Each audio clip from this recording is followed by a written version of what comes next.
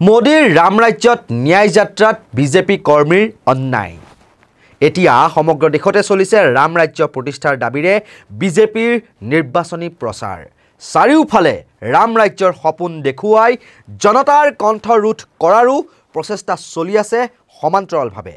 নকলেও চলে, ৰাম মন্দিৰৰ প্ৰাণ প্ৰতিষ্ঠা এতিয়া যেন প্ৰধানমন্ত্ৰী নৰেন্দ্ৰ মোদীৰ আত্মপ্ৰতিষ্ঠাৰ অস্ত্ৰহে হৈ পৰিছে।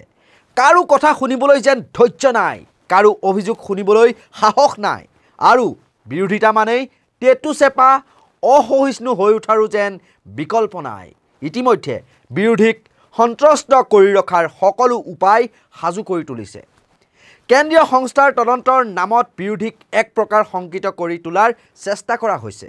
ধৰ্মৰ নামত দেশৰ জনসাধাৰণক মেৰুকৰণ কৰি নিৰ্বাচনী বৈতৰণি পাৰ হোৱাৰ চেষ্টাত কোনো ত্ৰুটি কৰা নাই বিজেপিয়ে। কিন্তু ন্যায় ক'ত?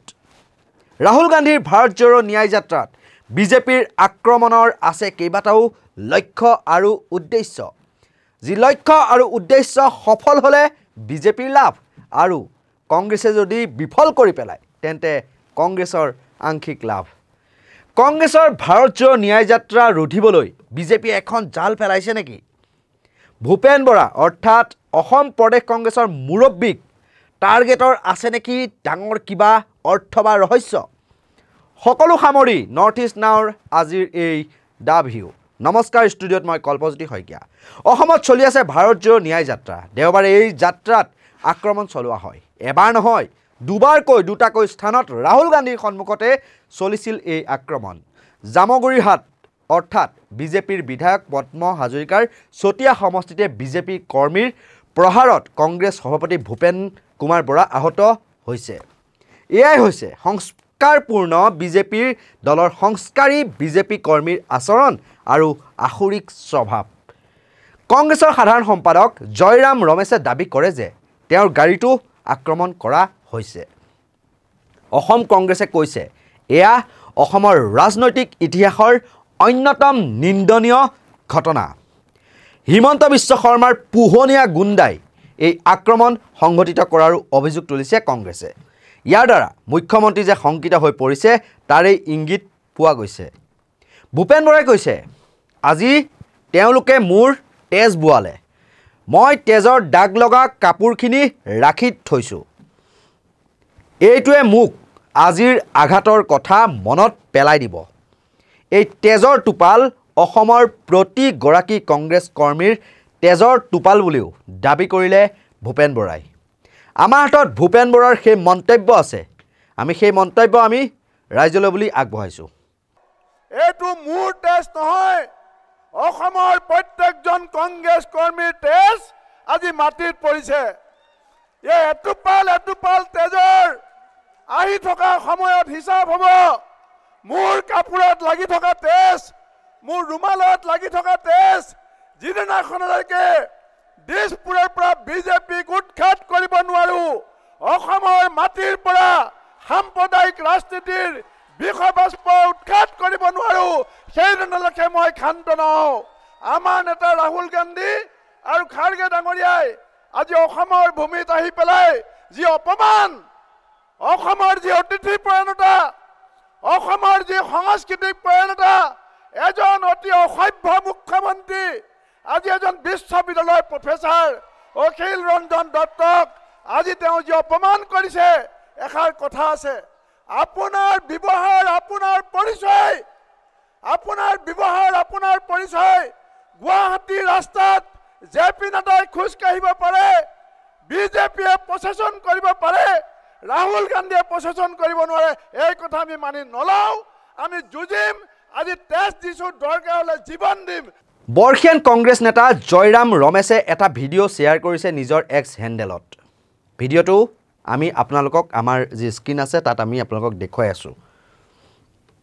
এই ভিডিঅ'ৰ সৈতে জয়ৰাম ৰমেশে লিখিছে এইদৰে, মোৰ গাড়ীটো আক্ৰমণ কৰা হৈছিল, বিজেপিৰ মানুহে এইটো কৰিছে। গাড়ীৰ সন্মুখৰ পৰা ভাৰত জোড়ো ন্যায় যাত্ৰাৰ ষ্টিকাৰ ফালি পেলাইছে, তেওঁলোকে পানীৰ বটল দলিয়াই দিছে, এই যাত্ৰাৰ বিৰুদ্ধে শ্লোগান দিছে।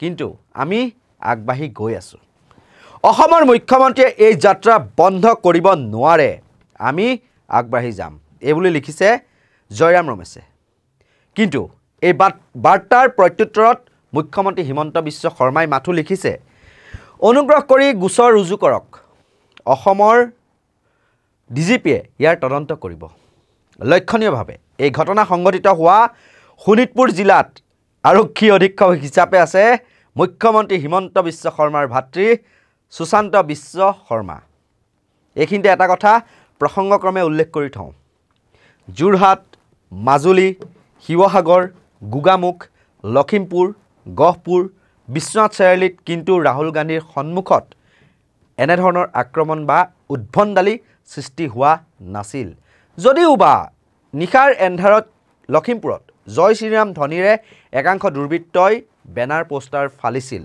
তথাপিতো উল্লেখিত স্থানসমূহত ৰাইজৰ সঁহাৰিও আছিল স্বতঃস্ফূৰ্ত কিন্তু এটা কথা আপোনালোকে মন কৰিবচোন মুখ্যমন্ত্ৰী ডক্টৰ হিমন্ত বিশ্ব শৰ্মাই এখন সংবাদমেল সম্বোধন কৰিছিল প্ৰায় 9:30 বা 10 মান বজাত তেওঁ এনেকুৱা ধৰণৰ মন্তব্য কিছুমান কৰিলে ঠিক ধৰক এক প্ৰকাৰৰ উচ্চতনী বুলিয়েই ক'ব পাৰি মুখ্যমন্ত্ৰীৰ মুখত নেলিৰ প্ৰসংগও উচ্চাৰিত হ'ল দুটা সম্প্ৰদায়ৰ মাজত হাই কাজিয়াৰ আশংকা কৰা হ'ল তেওঁ বক্তব্যৰ জৰিয়তে সেই আশংকা কৰিলে কোনোবাই ভাৰত জোড়ো যাত্ৰাক আক্ৰমণ কৰাৰো যেন এক প্ৰকাৰে আশংকা প্ৰকাশ কৰিলে মুখ্যমন্ত্ৰীয়ে ৰাম মন্দিৰ প্ৰাণ প্ৰতিষ্ঠাৰ দিনটোত শংকৰদেৱৰ জন্মভূমি বৰদোৱালৈ ৰাহুল গান্ধীক যাবলৈ মানা কৰি হিন্দু মুছলমানৰ মাজত বিভাজন অনাৰ চৰম সাম্প্ৰদায়িক মন্তব্য কৰি নেলিৰ গণহত্যাৰ প্ৰসংগও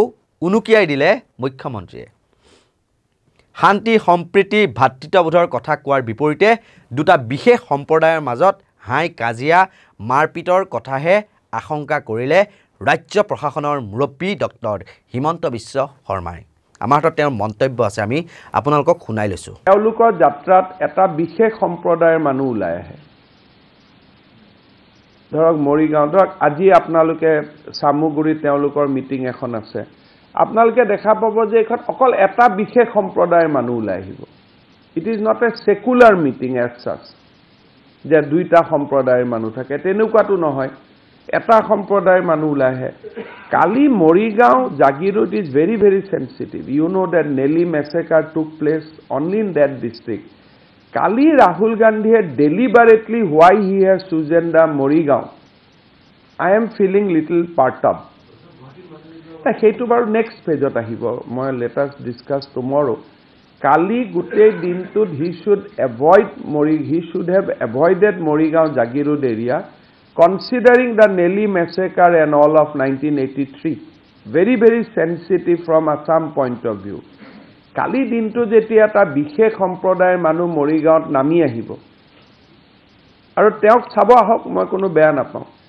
কিন্তু কালি দিনটো অলপ হিন্দু মানুহখিনিৰো মনটো অলপ বেলেগ হৈ থাকিব গতিকে কালি দিনটো তেওঁ এভয়েড কৰিলে from law and order point of view I would have been happy কিন্তু এতিয়া তেওঁ কোনে বুজাব বুজোৱাটো মানুহ নাই আমাৰ মানুহখিনিও বুজাব নোখোজে গতিকে কিন্তু দুটা মই ৰিকুৱেষ্ট কৰিম যে if you can avoid Morigaon Nagaon Jagiroad tomorrow it is good এদিন ৰেষ্ট লওক না অসমৰ অক্সিজেন মাটি পানী ইমান ধুনীয়া they could have taken a rest for one day আৰু বটদ্ৰৱাক ৰাম টেম্পলৰ লগত কম্পিটিশ্যনত লৈ নাহিব because I have cross check The Satra Samiti has not invited him.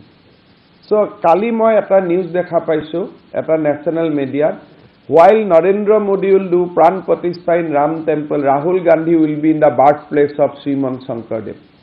That's a wrong analogy. Hetu hobo nalage, kan teok tu kuno mata nai. Teo nije jabo khuise.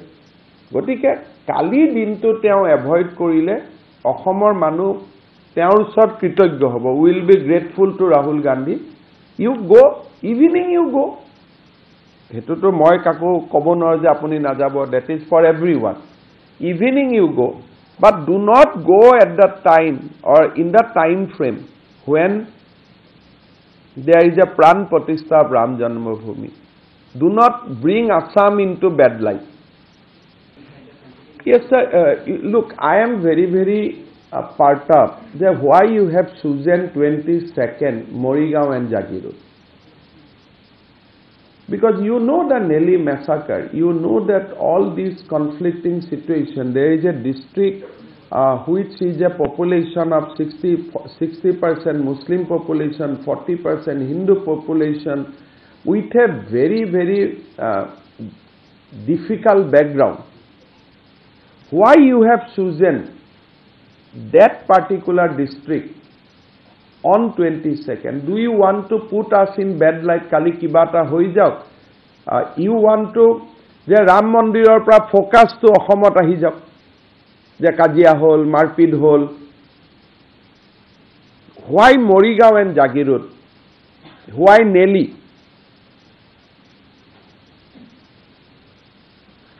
Presence of Rahul Gandhi with his kind of supporters tomorrow in Nelly, in Jagirod, in Morigaon, is not it bad? Kali korobat kibata hoi gole, so entire nation focus will come to Assam. My apprehension on based on genuine things. The Nelly massacre, it is not an apprehension. These are reality of Assam. So Morigaon, Jagirod, these are reality of Assam. You have to know apprehend. There is no scope of any apprehension. Kali ulta jodi kiba hoi jay, then government of India will ask me why you have not cancelled the permission. With great risk, tomorrow I am allowing his yatra, because if there is anything happen, my neck will go. Then why you have allowed on the day of Ram temple, Ram Mandir Pran Pratishtha day? মুখ্যমন্ত্ৰীয়ে এই মন্তব্য কৰা ঠিক 1.5-2 ঘণ্টাৰ পাছতেই কংগ্ৰেছৰ ভাৰত জোড়ো যাত্ৰাত ৰাহুল গান্ধীৰ সন্মুখতে আক্ৰমণ আৰম্ভ হ'ল। ভূপেন বৰাকেই হওক লাগিলে জয়ৰাম ৰমেশৰ বাহনতেই হওক কি পৰ্যায়ত আক্ৰমণ হ'ল আমি প্ৰতিবেদনখনৰ পূৰ্বতে কিছু উনুকিয়াই দিছিলোঁ। বিস্তৃতৰ ওপৰলৈ আমি আহিম। ঘটনা ইয়াতে শেষ হোৱা নাই। বিজেপিৰ বাহিনীয়ে ৰাহুল গান্ধীৰ ভাৰত জোড়ো যাত্ৰাৰ বাছখনো আগুচি ধৰি শ্লোগান দিয়ে। তেওঁলোকে দৰাচলতে ৰাহুল গান্ধীক পৰচিত কৰিবলৈ চেষ্টা কৰিছিল। কিন্তু ৰাহুল গান্ধী পৰচিত হ'লনে? নহ'ল। ঘৃণাৰ বজাৰত প্ৰেমৰ দোকান খুলি চুমাৰে অৰ্থাৎ ফ্লাইং কিছেৰে প্ৰত্যুত্তৰ দিলে বিজেপিৰ উদ্দণ্ড তথাকথিত সংস্কাৰী ভক্তসকলক। তাৰ পাছতে একেখিনি স্থানতে প্ৰদেশ কংগ্ৰেছৰ সভাপতি ভূপেন বৰাক মূৰেৰে আক্ৰমণ কৰি নাকেৰে তেজ বুৱাই দিয়া দেখিবলৈ পোৱা গ'ল।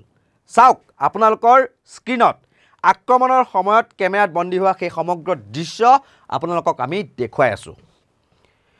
ভূপেন বৰাক মূৰেৰে আক্ৰমণ কৰিছে এইজন যুৱকে, আৰু যুৱকজন জামগুৰিহাটৰ বিজেপি কৰ্মী দিব্যজ্যোতি শইকীয়া বুলি জানিব পৰা গৈছে। তেওঁ ফেচবুকত আছে দিব্যজ্যোতি জান বুলি। দিব্যজ্যোতি শইকীয়াৰ কান্ধত ধৰি ফটো উঠে আকৌ চতিয়া সমষ্টিৰ বিধায়ক পদ্ম হাজৰিকাই। অৰ্থাৎ বিধায়ক পদ্ম হাজৰিকাৰ দুৰ্ঘোৰ সমৰ্থক এইজন দিব্যজ্যোতি শইকীয়া। আৰু এইগৰাকী দিব্যজ্যোতি শইকীয়াক ৰক্ষণাবেক্ষণ দিবলৈকে উঠি পৰি লাগিছে নেকি চতিয়া সমষ্টিৰ বিধায়ক পদ্ম হাজৰিকা।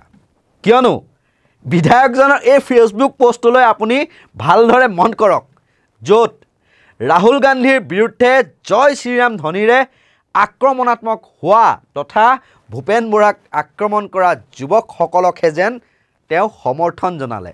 বিপৰীতে ৰাহুল গান্ধী আৰু কংগ্ৰেছীকহে ধিক্কাৰ দিলে পদ্ম হাজৰিকাই। তেওঁ কি লিখিছিল আপোনালোকৰ স্ক্ৰীনত আমি ফুল স্ক্ৰীনত দেখুৱাইছোঁ এই কথা।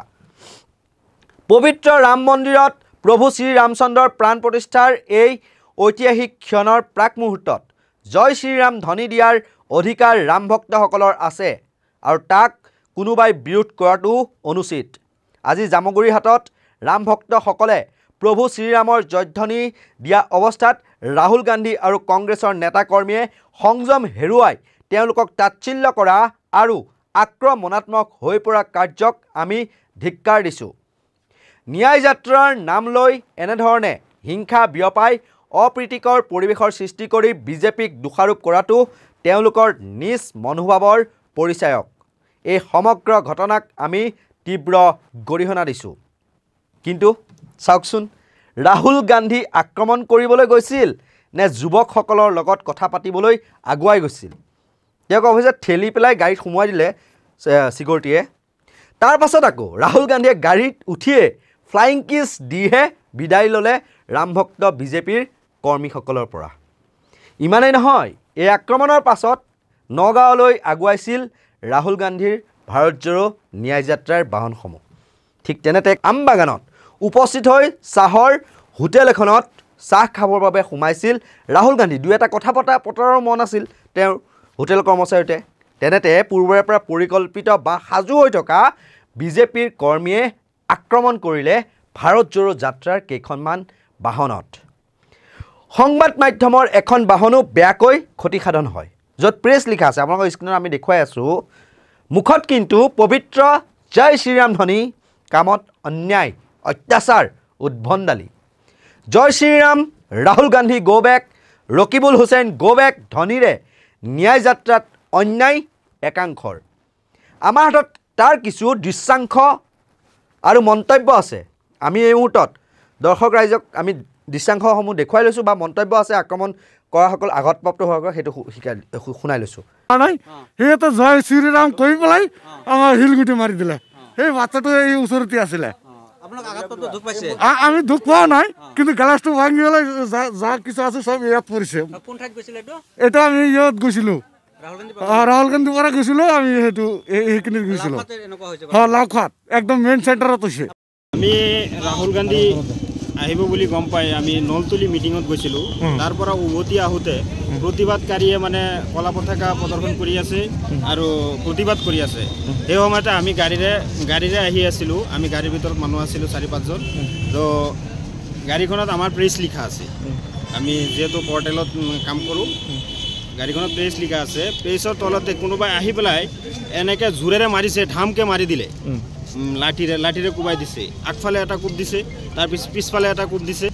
বহুতো মানুহে কলা পতাকা প্ৰদৰ্শন কৰি আছিলে আৰু প্ৰতিবাদ কৰি আছিলে, মানে ৰাহুল গান্ধীৰ বিৰুদ্ধে কিবা প্ৰতিবাদ কৰি আছিলে। আমি একো নাজানো। আমিতো চিধা আহি আছিলোঁ, ৰাষ্ট্ৰীয় ঘাইপথেৰে আহি আছিলোঁ। সেই সময়তে মানে প্ৰতিবাদকাৰীয়ে আমাৰ ওপৰত আক্ৰমণ কৰিবলৈ লৈছিলে। আপোনালোকে মানে প্ৰথমতে প্ৰাণ ৰক্ষা কৰিছে? প্ৰথমকি মানে কি, ইয়াৰ পৰা যদি আমি গাড়ীৰ পৰা নামিলোঁ হয়, আমাক হয়তো কিবা এটা আক্ৰমণ কৰিলে হয়। কিন্তু আমি গাড়ীৰ পৰা ওলোৱা নাই, আমি তীব্ৰ বেগেৰে গুচি আহিছোঁ ইয়াৰ পৰা। এতিয়া গাড়ী ভাঙিছে, প্ৰাণে বচাই আৰু গাড়ী ভাঙিছে, গাড়ীত আক্ৰমণ কৰিছে। কি গাড়ী আপোনালোকৰ? আমাৰ ধৰক চুইফ্ট ডিজায়াৰ। মিটিঙৰ পৰা ৰাহুল গান্ধীৰ মিটিঙত গৈছিলে নলতলিত। তাৰপিছত কি হৈছে? মই আহোঁতে লাওখোৱা আপোনাৰ গাড়ীত পাথৰ মাৰিছে। গাড়ী তাৰপিছত মোৰ মূৰত লাগিছে। কিমানটা গাড়ী বান্ধিছে আনুমানিক? অনুমান মই চোৱা নাই, ৰাইজে চাইছে কিমান। যিমান গাড়ী আহিছে প্ৰায় গাড়ীতে তেওঁলোকে পাথৰ দলিয়াইছে। তেওঁলোকে কি কৈ পাথৰ দলিয়াইছে? কৈছে জয় শ্ৰীৰাম আৰু ৰাহুল গান্ধী মুৰ্দাবাদ এনেকুৱা কৈছে। পাথৰ মাৰিছে। আপোনাৰ মূৰত আহি লাগিছে? আমাৰ মূৰত আহি লাগিছে। গ্লাছ ভাঙিছে। এই আক্ৰমণৰ পিছত ৰাহুল গান্ধীয়ে এখন সভাত কয়, এডাল যুৱকে বিজেপিৰ পতাকা লৈ মোৰ বাছখন ৰখাই দিলে। 20-25জন বিজেপি কৰ্মী আমাৰ বাছৰ সন্মুখত লাঠি লৈ আহিল। মই বাছৰ পৰা নামি যোৱাৰ পিছত তেওঁলোক পলাই গ'ল। তেওঁলোকে ভাবিছিল যে কংগ্ৰেছ, বিজেপি আৰু RSSক ভয় কৰিব। তেওঁলোকে কি সপোন দেখিছে? তেওঁলোকে যিমান বিচাৰে সিমান পোষ্টাৰ, প্লে কাৰ্ড ফালিব পাৰে। আমি কাকো ভয় নকৰোঁ। প্ৰধানমন্ত্ৰী নৰেন্দ্ৰ মোদী বা অসমৰ মুখ্যমন্ত্ৰীক ভয় নকৰি বুলিও মন্তব্য কৰে ৰাহুল গান্ধীয়ে। यहाँ से 2-3 किलोमीटर पहले 20-25 बीजेपी के कार्यकर्ता नेता झंडा लिए हमारी बस के सामने आ गए। मैं बस से निकला, वो भाग गए।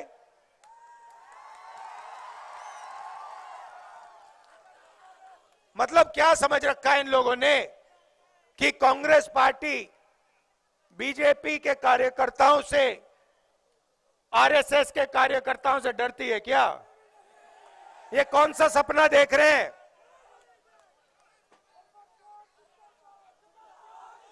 जितने हमारे पोस्टर फाड़ने फाड़ लो, जितने हमारे प्लेकार्ड्स फाड़ने फाड़ दो, कोई फर्क नहीं पड़ता हमें। हमारी विचारधारा की लड़ाई है, हम किसी से नहीं डरते हैं, ना नरेंद्र मोदी से डरते हैं, ना यहां के चीफ मिनिस्टर से डरते हैं।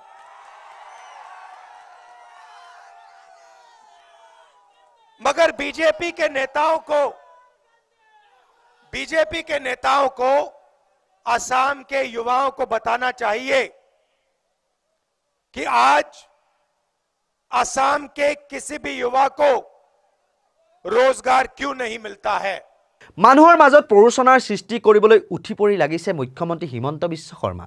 ন্যায় যাত্ৰাক বাধা দিবলৈ কুটকৌশল ৰচনা কৰিছে মুখ্যমন্ত্ৰীয়ে। আইন ব্যৱস্থাৰ প্ৰতি বুঢ়া আঙুলি দেখুৱাই অহা কথাটো এতিয়া সকলোতে চৰ্চা চলিবলৈ ধৰাত এতিয়া আবুল তাবুল বকিবলৈ ধৰিছে মুখ্যমন্ত্ৰীয়ে। এই দাবী আমাৰ নহয়।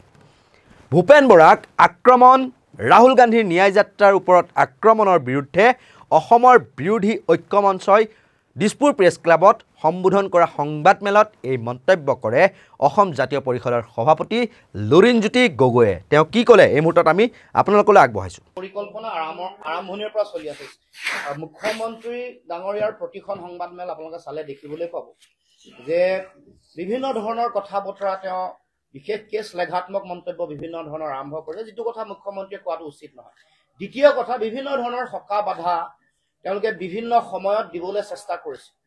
মানুহৰ মাজত প্ৰৰোচনা সৃষ্টি কৰিবৰ কাৰণে খুব মুখ্যমন্ত্ৰীয়ে উঠি পৰি লাগিছে। সদায় প্ৰতিদিনে মুখ্যমন্ত্ৰীয়ে এখন সংবাদমেলা আয়োজন কৰিছে, আয়োজন কৰি বিভিন্ন ধৰণৰ উচতনিমূলক মন্তব্য আগবঢ়াইছে।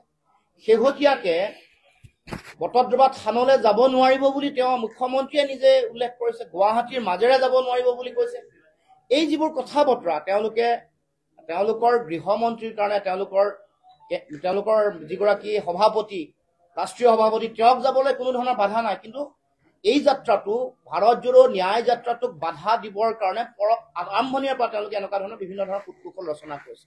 আৰু এই গোটেই বিষয়টোত থান পৰিচালনা সমিতিক হেঁচা সৃষ্টি কৰিবৰ কাৰণেও তেওঁলোকে চেষ্টা অব্যাহত ৰাখিছে মুখ্যমন্ত্ৰীৰ ফালৰ পৰা। গতিকে আমি ভাবোঁ যে এই যাত্ৰা আৰম্ভ হোৱাৰ লগে লগেই মুখ্যমন্ত্ৰীৰ সমগ্ৰ বিষয়সমূহ যিহেতু ওলাই পৰিছে, তেওঁৰ দুৰ্নীতি, তেওঁৰ যিবোৰ কাম কাজ চলি আছে, তেওঁৰ মুখ্যমন্ত্ৰীৰ পত্নীৰ দুৰ্নীতি, তেওঁ এক্সট্ৰা জুডিচিয়েল কিলিং আইনী ব্যৱস্থাটো হাতত তুলি কেনেকৈ বুঢ়া আঙুলি দেখুৱাইছে সমগ্ৰ আইনী ব্যৱস্থাটোৰ প্ৰতি, এই কথা বতৰাবোৰ মানুহৰ মাজলৈ আহিছে।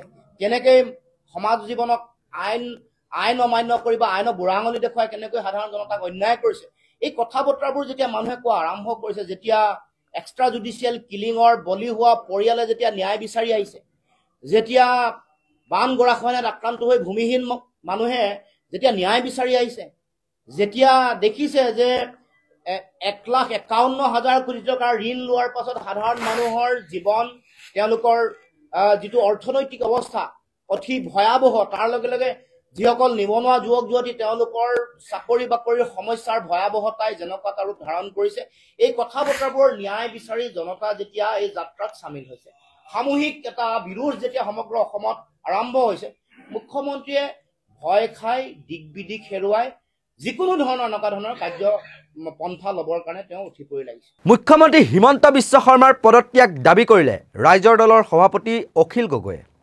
মুখ্যমন্ত্ৰীৰ ইচাৰা বা নিৰ্দেশত যদি এই কাণ্ড সংঘটিত হোৱা নাছিল, তেতিয়াও মুখ্যমন্ত্ৰীয়ে দায়বদ্ধ বুলি দাবী কৰি অখিল গগৈৰ মন্তব্য। আইন শৃংখলা ৰক্ষা কৰাত চূড়ান্ত ব্যৰ্থ মুখ্যমন্ত্ৰীগৰাকী। আমাৰ হাতত সংবাদমেলৰ অখিল গগৈৰ যি মন্তব্য, সেই মন্তব্য আছে, আমি শুনাই লৈছোঁ। আনডিক্লেয়াৰ্ড, ঘোষণা নকৰাকৈ অঘোষিত জৰুৰীকালীন অৱস্থা এটা যে চলি আছে, আৰু ৰাজ্যখনত যে জনতাৰ নিৰাপত্তা নাই, ৰাইজৰ নিৰাপত্তা নাই, মানুহৰ নিৰাপত্তা নাই। ৰাষ্ট্ৰৰ মূল দায়িত্ব জনতাক নিৰাপত্তা প্ৰদান কৰা। সেই নিৰাপত্তা প্ৰদান কৰাৰ ক্ষেত্ৰত ব্যৰ্থ হোৱাৰ কাৰণে আমি মুখ্যমন্ত্ৰী তথা গৃহমন্ত্ৰী হিমন্ত বিশ্ব শৰ্মাৰ পদত্যাগ দাবী কৰিছোঁ। 1 নম্বৰ। 2 নম্বৰ, ঘটনাত এনেকুৱা লাগে যে মুখ্যমন্ত্ৰীজনে নিজে আচলতে এই ঘটনাটোক পৃষ্ঠপোষকতা কৰিছে বা উচতনি দিছে। মুখ্যমন্ত্ৰীজনে নিজে এই বস্তুটোক লৈ তেওঁ নিজে এই পৰিকল্পনাত জড়িত থকা যেন অনুমান হয় তেওঁৰ কথা বাৰ্তাৰ পৰা। আৰু তেওঁ নিজে এই ঘটনাটোৰ ওপৰত উদ্বেগ প্ৰকাশ কৰাৰ পৰিৱৰ্তে এই ঘটনাটোক তেওঁ লিগেলাইজ কৰিবৰ কাৰণে মান্যতা দিবৰ কাৰণে যত্ন কৰা আমি দেখিবলৈ পাইছোঁ। গতিকে তেওঁ নিজে উল্টাই ৰাহুল গান্ধীয়েহে মানে জয় শ্ৰীৰাম কোৱাৰ কাৰণে তেওঁলোকক মানে হেৰি কৰা বুলি টুইট কৰা আমি নিজে দেখিবলৈ পাইছোঁ। তাৰমানে এই গোটেই ঘটনাটোত অসমৰ মুখ্যমন্ত্ৰীজন অসমৰ গৃহমন্ত্ৰীজনৰ পৃষ্ঠপোষকতা এটা কৰবাত প্ৰত্যক্ষ বা পৰোক্ষভাৱে আছে। গতিকে যদি বাহিৰৰ পৰা অহা এজন মানুহক আমাৰ এজন অতিথিক ভাৰতবৰ্ষৰ সৰ্ববৃহৎ বিৰোধী ৰাজনৈতিক দলটোৰ নেতা এজনক এনেকৈ দিনৰ পোহৰত আক্ৰমণ কৰাৰ ঘটনা ঘটে আৰু তাত যদি চৰকাৰখন নিজে জড়িত হৈ থাকে আৰু মুখ্যমন্ত্ৰী বা গৃহমন্ত্ৰীৰ উচতনি বা পৃষ্ঠপোষকতা তাত যদি জড়িত হৈ থাকে নিশ্চিতভাৱে এই কেছটো গৃহমন্ত্ৰীৰ পদত্যাগ দাবী কৰিব পৰা এটা গুৰুত্বপূৰ্ণ কেছ। মুখ্যমন্ত্ৰীৰ শিষ্টাচাৰ নাই, স্বেচ্ছাচাৰী মুখ্যমন্ত্ৰী বুলি প্ৰমাণ কৰি দিলে মুখ্যমন্ত্ৰীয়ে নিজে। ল'ৰা ৰজাৰ দৰে কাম কৰিব বিচাৰিছে মুখ্যমন্ত্ৰীয়ে। তেওঁৰ ল'ৰা ছোৱালীক নিৰাপত্তা বেষ্টনীৰ মাজত ৰাখি সাধাৰণ জনতাৰ ল'ৰা ছোৱালীক জয় শ্ৰীৰামৰ নামত উদ্ভণ্ডালি দাদাগিৰি কৰিবলৈ পঠিয়াই দিছে বুলি দাবী মীৰা বৰঠাকুৰৰ। চিনাক্ত কৰাৰ পাছতো কিয় আক্ৰমণকাৰী যুৱকসকলক গ্ৰেপ্তাৰ কৰিব পৰা নাই বুলিও ডিজিপি জি.পি. সিঙক প্ৰশ্ন মীৰা বৰঠাকুৰৰ। মুখ্যমন্ত্ৰী মহোদয়ক এটা কথা ক'ব বিচাৰিছোঁ যে আপুনি এটা বস্তু প্ৰমাণ কৰি দিলে যে গোটেই ভাৰতবৰ্ষত অলপ অলপ জানিছিলে যে মুখ্যমন্ত্ৰীজন স্বেচ্ছাচাৰী শিষ্টাচাৰ নাথাকা। আপুনি প্ৰমাণ কৰি দিলে গোটেই ভাৰতবৰ্ষত যে আপোনাৰ শিষ্টাচাৰ নাই। কাৰণ আপুনি তেলেংগানাত যেতিয়া গৈছিলে তেলেংগানাৰ মানুহে কৈছিলে ইমান অশিষ্টাচাৰী মুখ্যমন্ত্ৰী তেলেংগানাত প্ৰৱেশ নিষেধ বুলি কৈছিলে। আজি আপুনি গোটেই ভাৰতবৰ্ষৰ গোটেইকেইখন ৰাজ্যত প্ৰমাণ কৰি দিলে যে শিষ্টাচাৰবিহীন এজন মুখ্যমন্ত্ৰী যি গণতান্ত্ৰিক যিটো প্ৰমূল্যবোধৰ প্ৰক্ৰিয়াটোক নস্বাত কৰিছে, যি স্বেচ্ছাচাৰিত্বমূলে ল'ৰা ৰজাৰ নিচিনাকৈ কাম চলাব বিচাৰিছে। মই প্ৰত্যেকজন অসমৰ স্বাভিমানী ৰাইজক অভিভাৱকক হাতজোৰ কৰি আহ্বান জনাইছোঁ যে তেওঁৰ ল'ৰা ছোৱালী ৰাজআতিথ্যৰে আভিজাত্যৰে তেওঁলোকে নিৰাপত্তাৰ বেষ্টনীত ৰাখি আমাৰ দৰে সাধাৰণ মানুহৰ ল'ৰা ছোৱালীৰ হাতত জয় শ্ৰীৰাম কৈ পেলাই যি চাবুক ধৰাই দি পেলাই ল'ৰা ছোৱালীক উত্তেজনামূলক এটা উচতনিমূলক পৰ্যায়লৈ লৈ গৈছে, তাক মই অভিভাৱকসকলক কৈছোঁ যে আপোনাৰ ল'ৰা ছোৱালীৰ ওপৰত চকু ৰখাটো আপোনালোকে মানে এটা ব্যৱস্থা ৰাখক। হিমন্ত বিশ্ব শৰ্মাৰ ল'ৰা ছোৱালী এটা জেড কেটেগৰীৰ নিচিনা এটা আৱস্থনিত থাকে আৰু আমাৰ ল'ৰা ছোৱালীক বাহিৰত পঠাই দিছে মাৰপিট কৰিবলৈ। কালি ভূপেন বৰা ডাঙৰীয়াৰ লগত যি এটা মানে পৰিৱেশৰ সৃষ্টি হ'ল, ৰাহুল গান্ধী ডাঙৰীয়াৰ লগত যি পৰিৱেশৰ সৃষ্টি হ'ল, গোটেই ভাৰতবৰ্ষতে অতিথিপৰায়ণ স্বাভিমানী অসমীয়াক ভুলন্ঠিত কৰিলে, গোটেই গৰিমাটোক নষ্ট কৰিলে। অসমত ভাৰত জোড়ো ন্যায় যাত্ৰাত বাধা দিয়াৰ সৰ্বাত্মক প্ৰয়াস চলোৱা হৈছে, কিন্তু কংগ্ৰেছেও ইয়াক প্ৰত্যাহ্বান হিচাপে গ্ৰহণ কৰি যাত্ৰা আগবঢ়াই নিয়াৰ সংকল্প লৈছে। কংগ্ৰেছৰ ৰাষ্ট্ৰীয় সভাপতি মল্লিকাৰ্জুন খৰ্গেই কয় যে বিজেপিয়ে ভয় খাইছে আৰু আমাৰ প্ৰদেশ কংগ্ৰেছৰ সভাপতিৰ ওপৰত আক্ৰমণ চলাইছে, কিন্তু তেওঁ ভয় খোৱা নাই। আমি ব্ৰিটিছক য'ত ভয় খোৱা নাছিলোঁ, বিজেপিক কিয় ভয় কৰিম? তেওঁ দেশৰ কাৰণে কংগ্ৰেছে কৰা ত্যাগৰ কথাও উনুকিয়াই দিয়ে। ব্ৰিটিছৰ বিৰুদ্ধে কংগ্ৰেছৰ ত্যাগৰ বিপৰীতে RSS, হিন্দু মহাসভা, মুছলিম লীগ আদিয়ে ব্ৰিটিছৰ আগত নতমস্তক হৈছিল। তেওঁ হিমন্ত বিশ্ব শৰ্মাক কটাক্ষ কৰি কয় যে হামাৰে বিল্লি হামে মিয়াও। হিমন্ত বিশ্ব শৰ্মা কংগ্ৰেছত থাকিয়েই নেতা হোৱাৰ পিছত এতিয়া সেই কংগ্ৰেছকে ৰঙা চকু দেখুৱাবলৈ লৈছে। তেওঁক ভয় খোৱাৰ প্ৰশ্নই নাই। তেওঁৰ মন্তব্য আছে আমাৰ হাতত, আমি এই মুহূৰ্তত শুনাই লৈছোঁ। लोग हम देखे हैं, ये तो ऐसा हुआ मेरी बिल्ली मुझसे म्याऊं। जो बिल्ली हमारे पास थी वही हमको फिर म्याऊं कर रही है। तो इसीलिए ऐसे बहुत लोगों को हम देखे हैं और हमको डराने की कोशिश अगर कोई करते हैं, हम कभी नहीं डरेंगे। ये कांग्रेस का वादा है। देश के लिए हमने खून बहाया, हमारे लोग जेल में गए, हमारे लोग फांसी पे गए। अरे हम ब्रिटिशर को नहीं डरे, क्या बीजेपी को डरेंगे?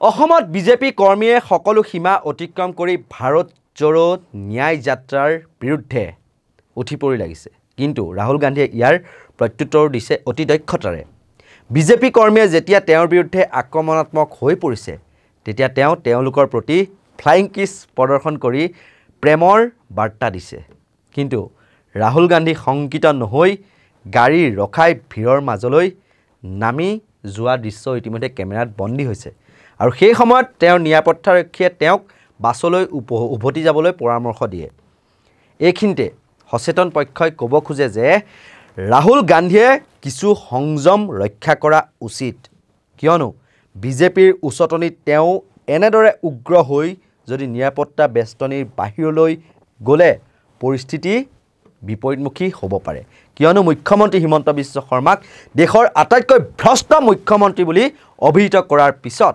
মুখ্যমন্ত্ৰীয়ে এই যাত্ৰাত কোনো নিৰাপত্তা নিদিয়াৰ কথা ইতিমধ্যে ঘোষণা কৰিছে সেইদৰে বিজেপি বাহিনীয়ে এইদৰে কংগ্ৰেছক পৰাজিত কৰি পৰিস্থিতি উত্তাল কৰি সাম্প্ৰদায়িক মেৰুকৰণ শক্তিশালী কৰাৰ চেষ্টা চলাই আছে বিজেপিয়ে ৰাম মন্দিৰৰ প্ৰাণ প্ৰতিষ্ঠা উদযাপনৰ পৰাই দেশত এক ব্যাপক নিৰ্বাচনী প্ৰচাৰৰ বাবে সাজু হৈছে বা টঙালি বান্ধিছে কঁকালত ইয়াৰ বিপৰীতে কংগ্ৰেছে দেশৰ গণতন্ত্ৰ আৰু সংবিধান ৰক্ষাৰ বাবে জনসাধাৰণক আহ্বান জনাই প্ৰচাৰ নামি পৰিছে এই মুহূৰ্তত বিজেপিৰ একমাত্ৰ লক্ষ্য হৈছে লোকসভা নিৰ্বাচন আৰু তাৰ বাবে সৰ্বশক্তিৰে যুঁজত তেওঁলোক নামি পৰিছে ৰাম মন্দিৰক কেন্দ্ৰ কৰিয়েই বিজেপিয়ে দেশত এক আলোড়ন তোলাৰ চেষ্টা কৰিছে আৰু জনসাধাৰণক মোহগ্ৰস্ত কৰি ৰখাৰ কামত ব্ৰতী হৈছে এই মুহূৰ্তত বিৰোধী দলৰ বিশেষকৈ ৰাহুল গান্ধীৰ নেতৃত্বত কংগ্ৰেছৰ কাৰ্যসূচীৰ ওপৰত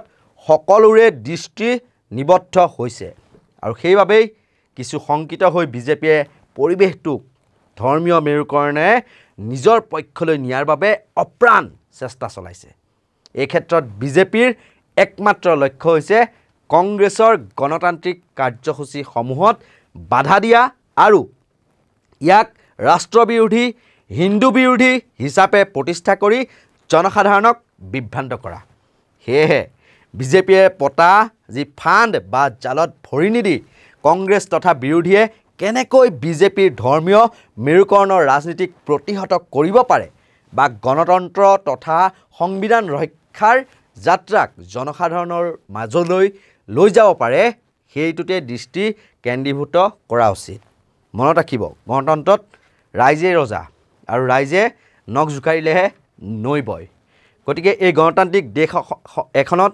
গণতান্ত্ৰিকভাৱে যিকোনো কাৰ্যসূচী সেয়া শাসকীয় দলৰ ল'ব পাৰে বা বিৰোধীও ল'ব পাৰে তাত যিসমূহ বাধা আৰোপ কৰা হয় সেইটোহে অগণতান্ত্ৰিক বা চুৰাচাৰী হৈ উঠে আমাৰ এই বিশেষ প্ৰতিবেদন প্ৰস্তুত কৰাত মোক সহায় সহযোগিতা আগবঢ়ালে নৰ্থ ইষ্ট নাও জ্যেষ্ঠ সাংবাদিক ৰাজেন শৰ্মাই আৰু ভিডিঅ'ৰ ক্ষেত্ৰত সহায় সহযোগিতা আগবঢ়ালে ভিডিঅ' জাৰ্নেলিষ্ট পাৰ্থপ্ৰতিম বৰদলৈ আৰু ভিডিঅ' এডিটৰ চন্দন ৱাৰীয়ে আৰু এই ক্ষেত্ৰত কলিয়াবৰৰ পৰা আমাক যিসমূহ ফুটেজ সেয়া যোগান ধৰাত সহায় সহযোগিতা আগবঢ়ালে কলিয়াবৰ সংবাদদাতা ৰিৰিপ শৰ্মাই এনেধৰণৰ যিসমূহ বিশ্লেষণাত্মক সত্য নিৰপেক্ষ যিসমূহ আমাৰ মতামতেই হওক বা বাতৰিয়েই হওক সেইসমূহ চাবৰ বাবে আপোনালোকে নৰ্থ ইষ্ট নাও যিটো ফেচবুক নৰ্থ ইষ্ট নাও ভিডিঅ' যিটো ফেচবুক পেজ নৰ্থ ইষ্ট নাও বা এনি নাও নিউজ যিটো ভিডিঅ' পেজ সেইটো আপোনালোকে লাইক কৰি দিব বা ফ'ল' কৰি দিব আৰু আমাৰ যিটো নৰ্থ ইষ্ট নাও ইউটিউব চেনেলটো সেইটো ছাবস্ক্ৰাইব কৰি দিব আৰু ইয়াৰ লগে লগে মই কল্পজ্যোতি শইকীয়াই বিদায় লৈছোঁ চাই থাকিব নৰ্থ ইষ্ট নাও ধন্যবাদ